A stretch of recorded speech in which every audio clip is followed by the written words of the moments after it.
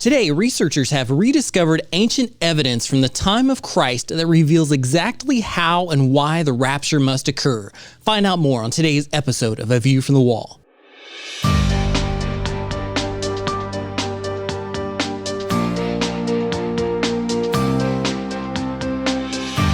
Join I Am a Watchman Ministries Managing Editor Joe Kerr with co-host Dylan Burrows, bringing you a fascinating discussion regarding the importance of Bible prophecy and Christian living today as it relates to our responsibility as believers to be watchmen. This is A View from the Wall. Welcome to A View from the Wall. I'm Dylan Burrows, here today with co-host Joe Kerr as we discuss an amazing topic portrayed in the brand new film Before the Wrath from Ingenuity Films, and we hear today from Brent Miller Jr. Brent, welcome to A View from the Wall. Thank you so much. It's an honor to be here. Well, we are honored to be with you as well, and we're excited about this film, Before the Wrath, and it really starts with the beginning of Ingenuity Films itself. The film company has a great story. So before we do anything else, I want to give you the opportunity to share with our listeners how you began Ingenuity Films. How did it start? What is the story and purpose behind it? Yeah, thank you so much. It's pretty unique, in fact. When I was first living and working in Manhattan for various Fortune 100 companies, including MTV networks, a lot of new media broadcast type of large-scale engagements, I was there on the day of 9/11 on that horrific event. And back then, I was not walking with the Lord like so many people in the country. I was a self-proclaimed Christian, but did not have a personal relationship with Jesus Christ. And so after that day on 9/11, in the news, and then you would hear a lot of sensationalized media about Islam and Allah, and even, prophecies, so-called prophecies from sources like Nostradamus, and then biblical prophecy was thrown into that same bucket. And it was so convoluted and confusing, but as it was to most of the population, but it did kind of bring up some very interesting topics, is that many people wanted to seek, was there any truth to this? It was the first time people were hearing about Islam. They were hearing about religious conflict. They were hearing about Bible prophecy to whole new generations that had no background about it. And I was one of those people. And that's what set me on a path to explore the various religions, religious beliefs, and topics such as end times eschatology to see, is there any truth in this? What is really going on in the world today? And it was through that search that actually led me to the only rational conclusion that Jesus Christ was in fact the Messiah and the one and only true God. So having years of working in pretty high levels of management and development for Fortune 100s that kind of picked up anti-biblical views, and kind of ran with these popular opinions, all for the sake of sales and marketing and PR, of course. Ingenuity Films was started to combat those misconceptions, to kind of fight against those popular opinions, to really teach why the Bible is completely valid in these end times. You've got 4 different films that you've touched the subject of Bible prophecy in different ways, last days events and things. For our audience who may not be familiar with some of the other films, give us a little tease of each of the others. Yeah, we did The Final Prophecies, which was surprisingly a number 1 hit in the United States. And of course, Decoding the Future. And most recently, which I'm sure most people are familiar with now, is The Coming Convergence, which was one of the number 1 best-selling documentaries in America in 2017 and much of 2018. It was just a phenomenal hit. And all these films do focus a lot on eschatology because we feel is that this topic of Bible prophecy is being marginalized more with each passing year. And we have some of the frightening statistics here, which are from research that was conducted in the production of Before the Wrath that prove it's absolutely occurring. But the reason why so many of these films are based on Bible prophecy is because the world really has forgotten why prophecy exists in the first place. Everything God does is for a reason, and it's absolutely perfect judgment and absolutely brilliant. And the reason why prophecy exists is for God to prove that he is God. It's what separates it from all other so-called religious texts in the world. Even in the scriptures, the Jews are told, I tell you what's going to happen, so when you see these things happen, you know that I am. That's really the point. But prophecy has become sensationalized and therefore marginalized, and Ingenuity Films produces films like The Coming Convergence to actually present biblical prophecy in a way that uses statistics and apologetics and evidences to not only speak to the believing world, but even more so to the non-believing world, to explain and truly deduct why these things are true. How was the film Before the Wrath different from the other ones? Well, Before the Wrath is really such a fascinating production. It's been 3 years in the works. The first year was all pre-production, where we would work with the researchers that were involved in doing a lot of new anthropological research in the Middle East, associated with Hebrew University in Jerusalem, and a lot of various experts around the United States. And this addresses specifically not just biblical prophecy as a whole and validating the scriptures, but specifically addresses the rapture, which is kind of a terrifying thing because it's one of those topics that people aren't really sure how to address when it comes to the non-believing world. In fact, if you walk up to your average non-believer and mention, the rapture, they'll probably run away. They don't understand it. It sounds so sensationalized.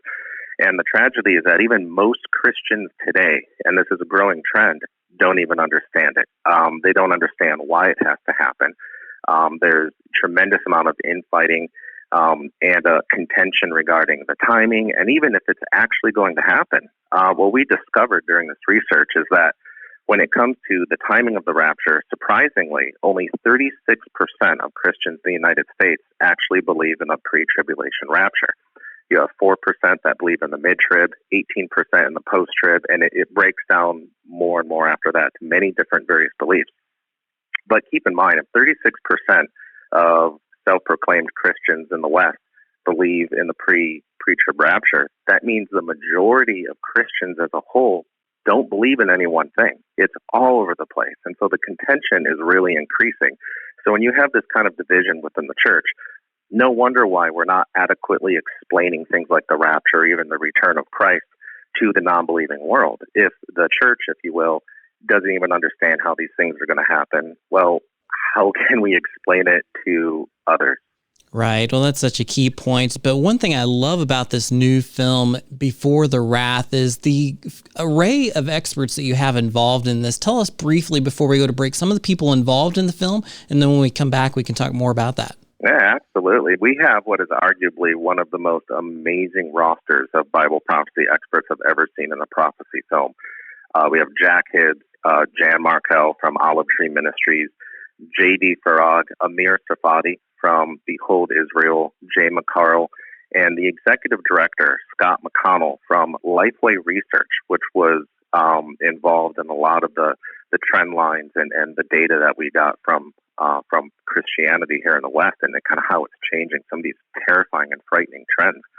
And in addition to that, also from Lifeway is Lizette Dillinger, who's their qualitative director, who's phenomenal with some of her trendline data. And of course, when we were talking to various celebrities, Christian celebrities, as few as there are out there here in California, we got a hold of Kevin Sorbo, who's an outspoken conservative Christian in the news. And when we discussed some of these new findings that were coming up from the Middle East, he was on board instantly. And so this film is narrated by Kevin Sorbo himself. Well, these are some fascinating experts to have involved, and we want to talk more about this when we come back on A View from the Wall, so stick with us.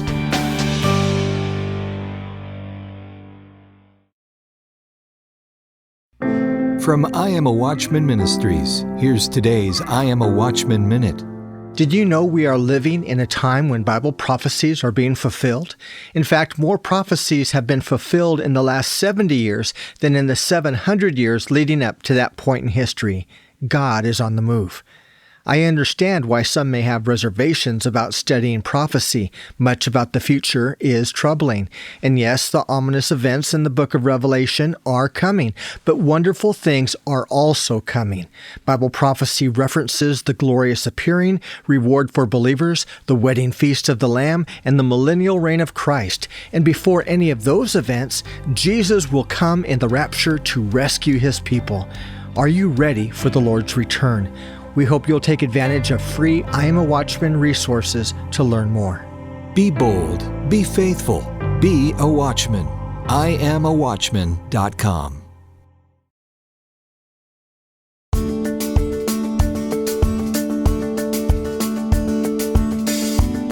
Welcome back to A View from the Wall. This is Dylan Burrows along with Joe Kerr, and we have been talking with Brent Miller, who is behind the new film Before the Wrath. Brent, why is there a rapture at all?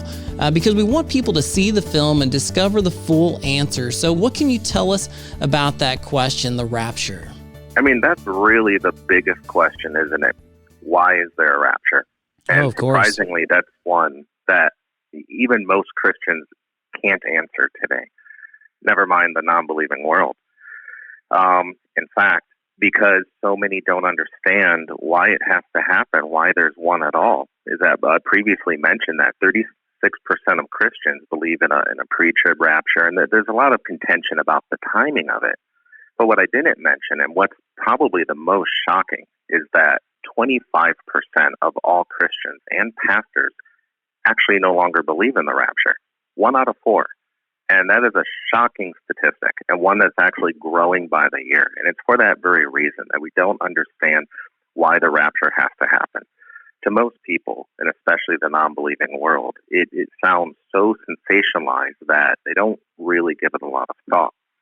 But if you look at the full theological picture of what Christ taught the Galileans in the first century, it really solidifies why the rapture has to happen, why it is absolutely real and must happen. And that's exactly what this film addresses head on. It unveils newly discovered evidence that doesn't change theology in any way. It validates what's already in the Bible. It's supportive evidence that really explains what's there, so that it all makes perfect sense of what Christ taught in the first century and why he has to come back for us.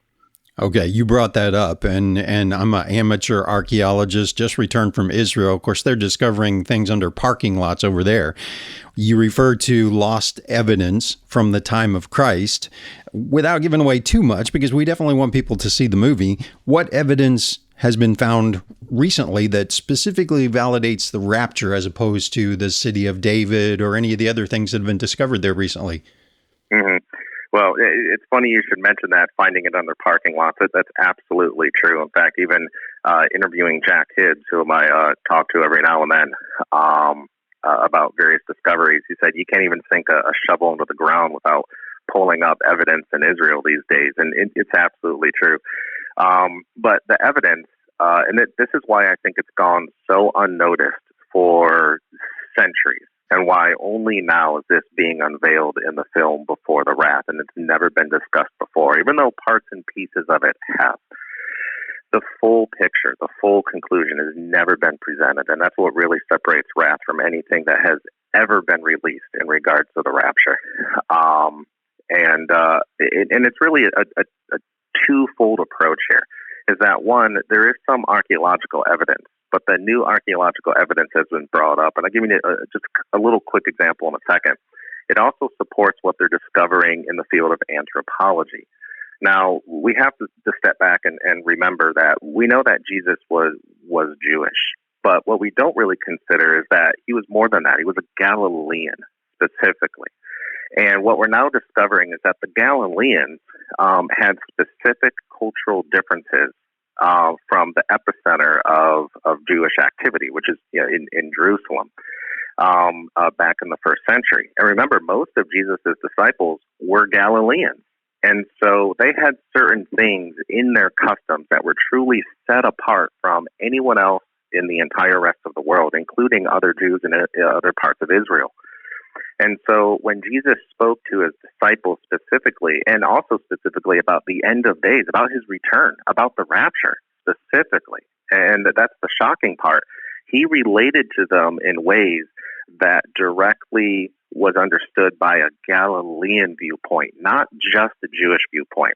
And so a lot of these types of things that we look at, these comparisons, for example, the Jewish wedding, so a lot of similarities. I mean, Jan Markell will tell you about this. J.D. Farag will tell you about this.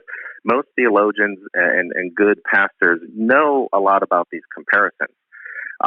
But what was missed is the depth of what Jesus was really saying, is that when he was speaking to his disciples about his return and some of those parallels with the Jewish wedding, it wasn't just a Jewish wedding. It was a Galilean wedding.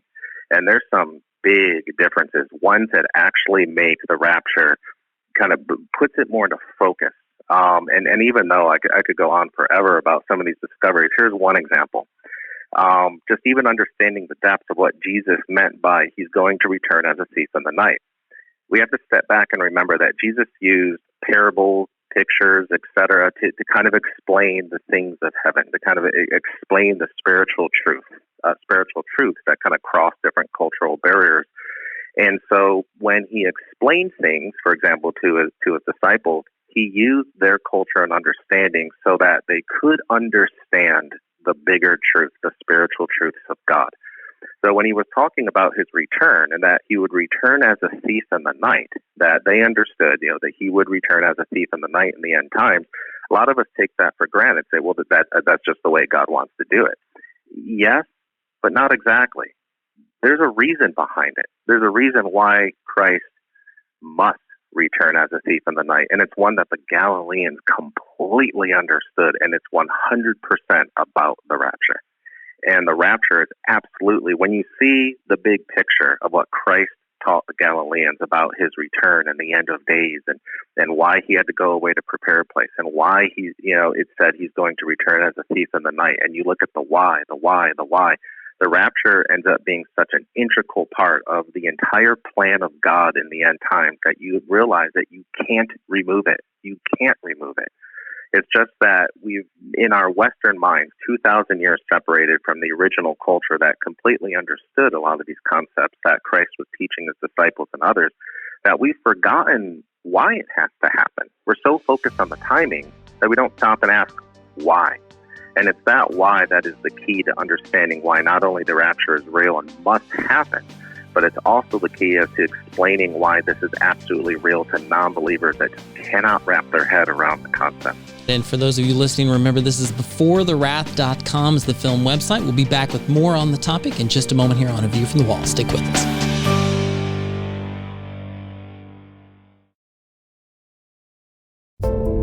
The rapture can happen at any time. You may be ready, but are your friends and family spiritually prepared for the coming of the Lord? What will happen to those left behind? We've created a new resource to help you help them. It's called the Rapture Kit. Included in the Rapture Kit is a Bible and vital information on what the rapture is and how to prepare for what's to come. The Rapture Kit also includes 8 books on prophecy, apologetics, the Christian walk, and being a watchman for the Lord, plus a number of video and audio teachings, all preloaded on an 8-gigabyte flash drive. Become more strategic and active in your witnessing. Warn the lost about the coming rapture, and help individuals in the post-rapture world be drawn to Christ, equipping them to become the next generation of ministry leaders. Learn more and order at rapturekit.org.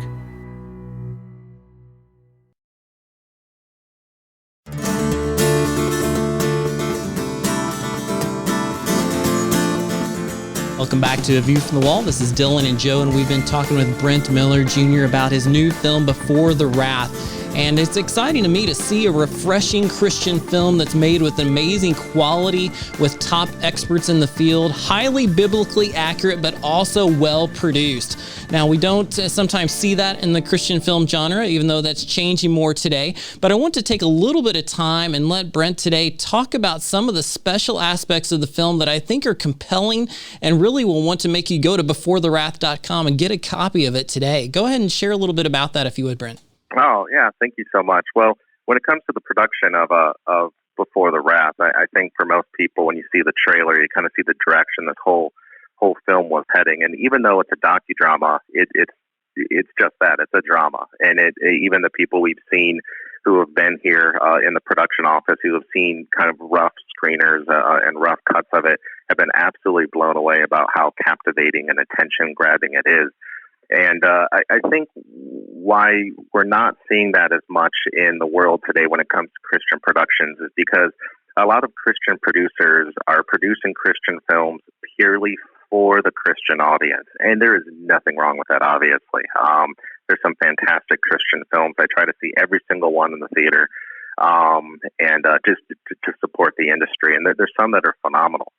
But Ingenuity Films takes kind of a different approach because we produce documentaries and we utilize apologetics to try and reach the non-believing world. And remember, I think some of this comes from my background, is that I didn't grow up following Christ, not even really being a believing Christian, just a Christian in name, but not actually in action. And I found Christ through looking into things like eschatology, and just it really allowed for God to use that to draw me to himself and to discover the truth. And so we tried to kind of produce a film with the production quality, the visual effects, and the message of not necessarily what most people want to hear, but what they need to hear. And it's produced in a way that it's meant to be captivating and just really catch a diverse audience of both believers and non-believers alike. And I think you did a great job with that. You reference in the trailer as well, which people can see online, that even though there is some new bombastic video out every day, this end times message is really a message of hope. And you talk about reigniting hope in Before the Wrath. How is it possible that it's a hopeful message if there's so much bad news in the last days? You know, a lot of the bad news that we see, I think some of it is being interpreted as bad news because we don't see the hope that's behind it. Most people don't recognize that there's a hope there. That means Christ is coming back to fix all the problems that we are causing through sin and the rejection from God, with happening everywhere in the world. And so, you know, there's a hopeful message behind everything that's happening. And that's why I think those who are watching, the Christians that are looking for the signs, that are waiting for Christ's return, I think that's why they are the most hopeful people in the entire world during these unbelievably volatile times. And so also I think that what most of the public's interpreting as bad news, especially when it comes to sensationalized prophecy, is also completely misunderstood and taken out of context. I mean, we have to remember that even most Christians now in the church, their only experience with biblical prophecy are sensationalized headlines. You know, that these bad news headlines and these sensationalized headlines that we're seeing. And it's the same exposure that even the non-believing world receives from, you know, about Bible prophecy. So you're taking something where they're receiving, you know, sound bites, if you will, like, you know, 10-second to 60-second sound bites of biblical prophecy happening every day or every week and every month. And yet it's these kind of things are based on just half-truths and completely convoluted half-truths and misconceptions. And so I think that's what's leading to eschatology as being viewed as a fringe topic in the world, and it's all viewed as doom and gloom, whereas the reality is that it's the blessed hope. And it's shocking, even in the film, if I can quote Jan Markell, that it's absolutely shocking that what was good, what was a hope to be looked for, has become a downer, has become doom and gloom. And it's absolutely amazing that that's occurring. Well, I'm glad you said that, because so much of what we want to do is to equip and encourage people who are listening to move forward in faith and to look at the end times as something to pursue with a passion, to know that we are excited about Christ coming at any moment, living for him the best we can until that time, and doing all we can to share that message with others. And we want those who are listening today not to just go watch the trailer, go to beforethewrath.com, although we do. How are some ways people can get involved in supporting the film and to perhaps use it in their own ministries or churches? Yeah, in fact, that's kind of one of the major goals of this film, is to get it in the churches. And we've already received messages from hundreds of churches all over the United States talking about the interest of showing this publicly. And we absolutely encourage that. That's the point of it. In fact, you know, the pastors have some of the hardest jobs in the world. And we know that Bible prophecy is being marginalized in the church. In fact, just to give you a quick statistic, It's debated that roughly a third, about 27% of the Bible is prophetic. And yet, working with Lifeway Research, we were able to discover that they grabbed a sample of 450 sermons from random pastors from different denominations from all over the United States. And what they found is that only 2% of sermons at any given moment contained anything prophetic or was even from a prophetic book of the Bible. And so if you take a pastor and say, hey, let's just randomly teach from any book, or any chapter of the Bible, well, you have roughly a 30% chance that you're going to touch on something prophetic. I mean, that's just statistics. So the fact that you only have 2% of sermons in the entire country that touch on anything prophetic means that it is being intentionally marginalized. It's being intentionally avoided. Now, the danger in that, and kind of one of the points in the film, what's so tragic about this and why we're seeing such a falling away of people looking to the hope of Christ's return and things like the rapture is because you can't remove prophecy from the Bible without also removing the return of Christ. They go hand in hand. And so the reason why we're seeing a lot of this being marginalized is because of all the sensationalized media, kind of what we were just talking about, is that pastors, it's become controversial. They don't want to be part of that fringe. They don't know how to address it anymore in the church, and so it's avoided. And there's a lot of pastors that want to address it, but don't know how. And so this film, actually, parts of it are geared specifically to the pastors and those that want to talk to others about biblical eschatology and the return of Christ and the rapture in a rational way that really unites Christians in these last days. And that's exactly what this film truly does accomplish. And I want to give you just 3 takeaways very quickly. One, please go to beforethewrath.com, check out the trailer yourself, and consider requesting your own copy on DVD. I want to encourage you to do that. It'll help you in your own walk with God in a special way. Second, I want to encourage you to share this trailer with someone else today. This is a fabulous film, and there aren't that many good Christian films coming out on a daily or weekly basis, especially those about the end time. So share this on social media and email. Tell it to your friends and family. And then third, I want to encourage you to talk with your pastor or your Bible study group at your church and encourage them to find a way to use Before the Wrath in their church ministry, whether it's a group showing like Brent has talked about today or in your small group at your church. Please don't just share this with 1 or 2 people. Share it with your entire church. beforethewrath.com is the film website, or click on the links below where you're listening to this podcast. We want to encourage you to go to iamawatchman.com as well and subscribe to our email for all the latest. And you can also subscribe to us on YouTube or our podcast on soundcloud.com. Thanks again, and join us next time on A View from the Wall. A View from the Wall, in association with I Am a Watchman Ministries, exists to equip a worldwide audience with biblical truth, sharing it with others, and being prepared for Christ's imminent return. The team seeks to encourage, inspire, and equip watchmen for such a time as this. For information about the ministry and upcoming events, visit iamawatchman.com.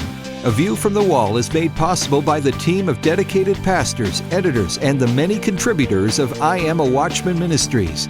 To support our efforts, give online at iamawatchman.com and click on the donate button. Thanks for listening, and join us again next time on A View from the Wall.